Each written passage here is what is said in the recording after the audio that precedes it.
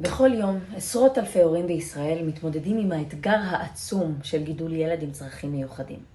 הילדים האמיצים הללו נלחמים במחלות קשות ומאתגרות, המצריכות ימי אשפוז מרובים וטיפולים מתמשכים. ההורים נאלצים להיעדר מהעבודה והנטל הכלכלי נופל על הורה אחד בלבד.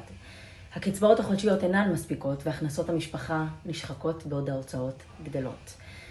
בעקבות עליית יוקר המחיה והמצב הביטחוני, משפחות רבות מוצאות את עצמן מתחת לקו העוני, ולילדים אין מספיק מזון. ילד עם צרכים מיוחדים לא צריך לראות בבית מקרר ריק. עזרו לנו לעזור להם. בעזרת התרומה שלכם, נוכל לספק למשפחות סל מזון בסיסי בסך 500 ש"ח. כל תרומה משנה חיים.